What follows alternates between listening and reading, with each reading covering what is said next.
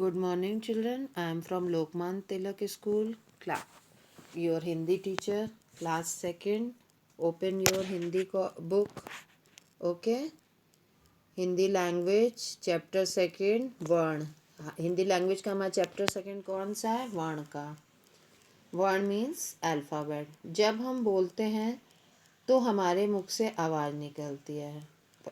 ठीक, बात समझ में आ गई ना. जब हम कुछ भी बोलेंगे तो मुंह से आवाज़ तो निकलेगी. इस आवाज़ को ध्वनि कहते हैं. ध्वनियों को लिखने के लिए प्रयोग किए गए चिन्ह वर्ण कहलाते हैं. ठीक है. ताला, हिरन, फूल. बच्चों, हमने चित्र के नीचे लिखे शब्दों का उच्चारण किया तो हमारे मुख से निम्नलिखित ध्वनियाँ निकली.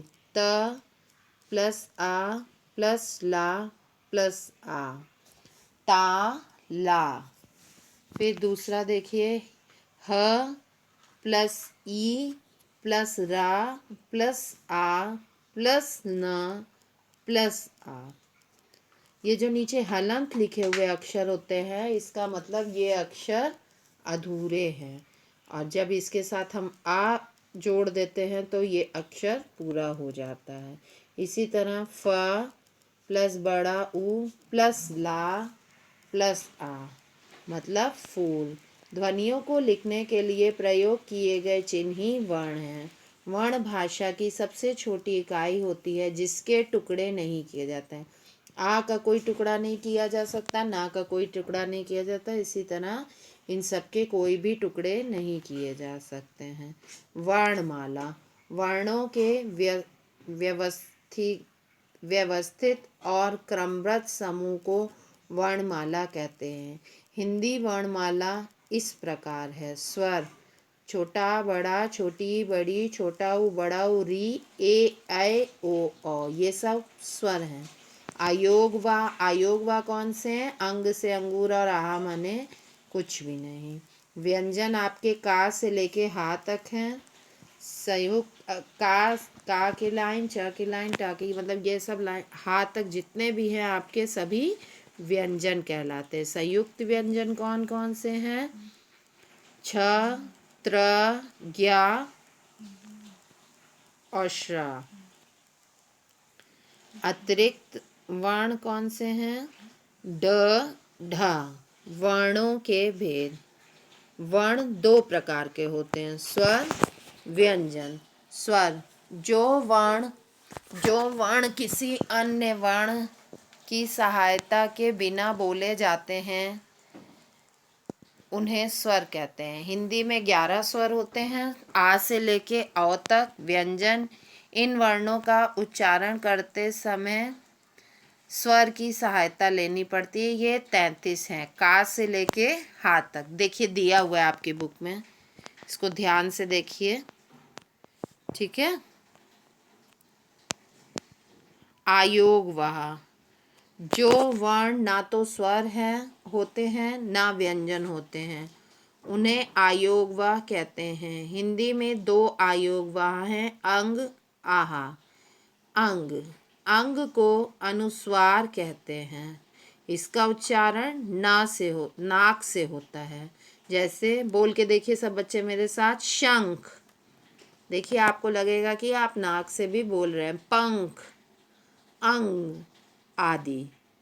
आहा. आहा को विसर्ग कहते हैं. इसका उच्चारण हा के समान होता है. जैसे प्रातः, दुख, नम आदि. अनुनासिक. आ के ऊपर जो चांद बिंदु होती है उसे अनुनासिक कहते हैं. इसका उच्चारण नाक और मुख दोनों से ही होता है. जैसे दांत, मांद, सांस आदि. संयुक्त व्यंजन. दो व्यंजन जब मिलकर एक व्यंजन का निर्माण करते हैं तो वे संयुक्त व्यंजन कहलाते हैं. जैसे क्र प्लस शा, श बन गया. त प्लस रा, त्र बन गया. जा प्लस या, ज्ञा बन गया. श प्लस रा, श्रा बन गया. ठीक है. अब सब बच्चे अपनी बुक की एक्सरसाइज फिल करेंगे। वर्ण डैश प्रकार के होते हैं, बताइए, आंसर दीजिए।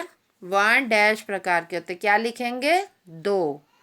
वर्णों का व्यवस्थित और क्रमबद्ध समूह डैश कहलाता है, क्या कहलाता है? वर्णमाला।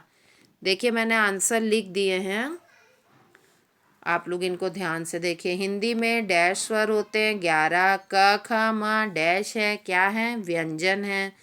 व्यंजन डैश की सहायता से बोले जाते हैं, किसकी सहायता से बोले जाते हैं? स्वर की सहायता से। इधर देखिए स्वर और व्यंजन आपस में मिल गए हैं, इन्हें अलग अलग छांट के आपको लिखना है।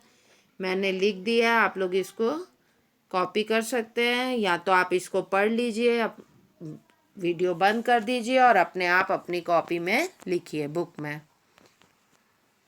का और शा से क्या बनेगा? श, छतरी वाला। ता और रा से क्या बनेगा? त्रा, त्रिशूल वाला। ज और ज्ञा से ज्ञानी, ज्ञा बनेगा, ज्ञा से ज्ञानी। श और रा मिलके श्र बनेगा, श्र से श्रमिक।